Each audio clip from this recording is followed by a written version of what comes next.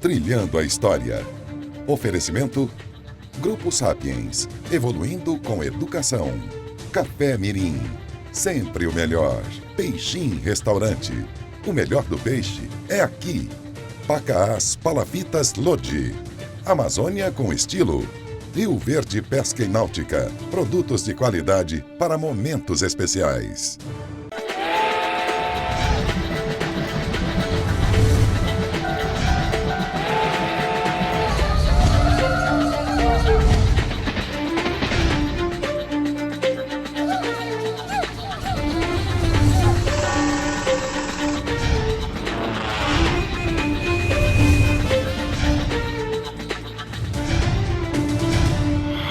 Trilhando a História.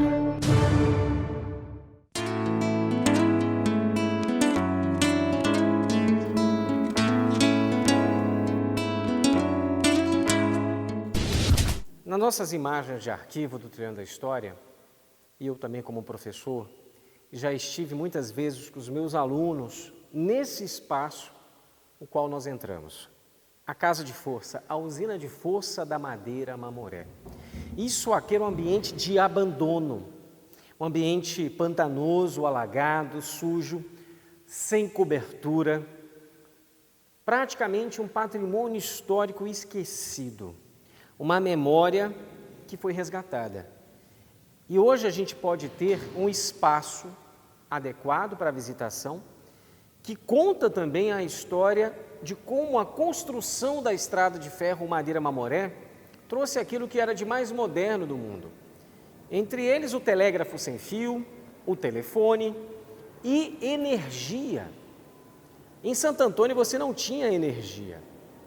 Porto Velho, no Amazonas, passa a ter energia com uma termoelétrica, com uma usina de força, a diesel, que, segundo informações da professora historiadora Ieda Bozakov, até a década de 60, esta usina de força funcionou de forma muito limitada, porque parte da energia dessa casa de força, desses equipamentos que, infelizmente, ao longo do tempo de abandono foram depredados, se surrupiou peças, se levou parte do equipamento que fez parte também da nossa história.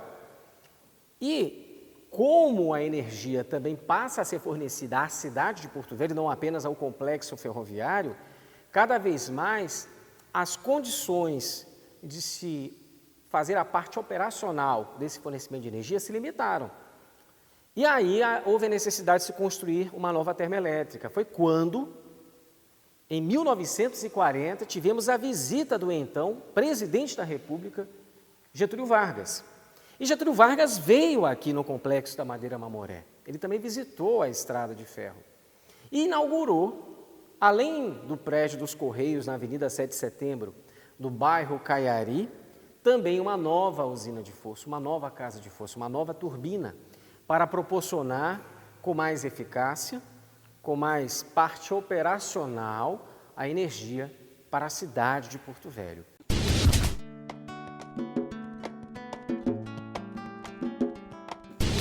Como uma máquina do tempo, essa locomotiva atravessou a estrada de ferro Madeira Mamoré na Amazônia, mais especificamente na década de 80, quando nós tínhamos aqui os passeios turísticos da estrada de ferro Madeira Mamoré reativados pelo governador Jorge Teixeira, do qual me orgulho ter Antônia Lúcia Paletó, minha tia, participando do processo de revitalização, porque ela é engenheira ferroviária da Madeira Mamoré. Só que a máquina 18, originalmente, não é da estrada de ferro Madeira Mamoré. Ela vem da Rede de Viação Paraná e Santa Catarina. Também é trazida para cá. Fabricada em 1936, é uma locomotiva alemã com a especificação máquina 18, mas em homenagem ao Barão do Rio Branco, responsável por fazer a parte diplomática com o governo boliviano para a assinatura do Tratado de Petrópolis e assim termos o surgimento do país Acre, anexado ao Brasil agora, como um Estado brasileiro, não mais um país independente, e, claro, o compromisso de se construir a estrada de ferro Madeira Mamoré para compensar a perda desse território do povo boliviano. Locomotiva 282, duas rondanas dianteiras como limpa-trilhos, 8 rondanas embaixo da caldeira e mais 2 rondanas na parte de baixo, na sala do maquinista. Máquina 18, locomotiva Barão do Rio Branco. E aqui vale uma grande homenagem a um personagem da nossa história, seu Manuel Soares, muito amigo da minha tia Antônia Lúcia Paletó, que era apaixonado pela Máquina 18, que infelizmente foi uma dessas vítimas do Covid-19 e que deixou um legado, uma história lindíssima para todos nós, de um apaixonado pela história da Madeira Mamoré.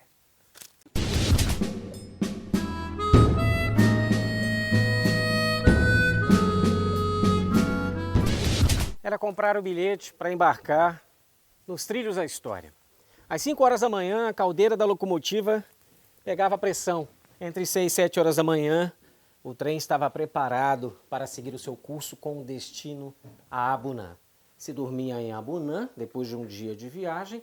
No outro dia, a viagem seguia adiante, com destino ao quilômetro final, aos 366 quilômetros, daqui até Guajará-Mirim, a pérola do Mamoré. E pensar que toda essa história se deu por conta da Revolução Acreana e por conta da necessidade de se transportar e escoar a produção de borracha da Bolívia, pelo Rio Madeira até o Rio Amazonas e assim pelo Oceano Atlântico. Agora, em cada uma dessas poltronas, passou uma história, passou um viajante, passou um libanês, um turco, um grego, passou alguma dessas nacionalidades que fizeram parte de um conjunto de tantas que ajudaram a construir a história dessa epopeia, de superação, de adversidades, de encarar a Amazônia num momento tão difícil há 100 anos atrás. E de tantas histórias que nós temos de personagens, protagonistas e anônimos, nós temos também a do seu Paraíba, que era o maquinista José Calixto do trem da feira. Não é não, Calixto? Como é que é lembrar e sentar nesta emoção? Estamos aqui num vagão da Madeira Mamoré revitalizado, puxado pela locomotiva número 18. Estou aqui, Alex, viajando na história, aqui. Literalmente viajando, revendo, passando um filme na minha cabeça. Tenho fotos antigas da Madeira Mamoré e estou pasmo.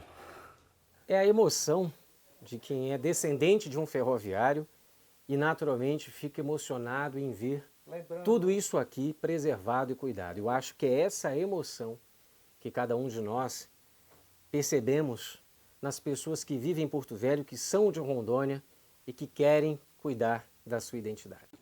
Precisa ver para saber como é. Além de vagões cargueiros e gôndolas para levar pelas de borracha, nós tínhamos também os vagões da oficina da Estrada de Ferro Madeira Mamoré, que levava os insumos, ferramentas, equipamentos, né, seu Moisés? Exatamente. Para fazer toda a manutenção da ferrovia, não é isso? Perfeito. Então, toda a ferramenta necessária para manutenção da Madeira Mamoré estava aqui dentro. Chave, macaco hidráulico, o que mais aí você tinha para levar? Tudo quanto fosse de parafuso, ponta de agulha, o que fosse de ferramenta estava tudo aqui dentro. Maravilha! E a gente tem aqui um espaço muito bom, né, que pode ser aproveitado nesse processo de ocupação da Estrada de Ferro Madeira Mamoré, nesse projeto de revitalização. E aqui a gente já encontra um dos vagões, que na época não era um vagão da Madeira Mamoré, era... Qual era o nome desse equipamento? Litorina. Era um tipo de litorina automotriz, né? Automotriz. Era uma automotriz também que tinha autonomia, movida a motor. Ela não era uma composição de vagão originalmente da Madeira Mamoré, mas devido a ela ter sofrido uma avaria, um sinistro, aí adaptaram para virar vagão da Madeira Mamoré. E esse vagão, durante a enchente de 2014, ficou debaixo d'água.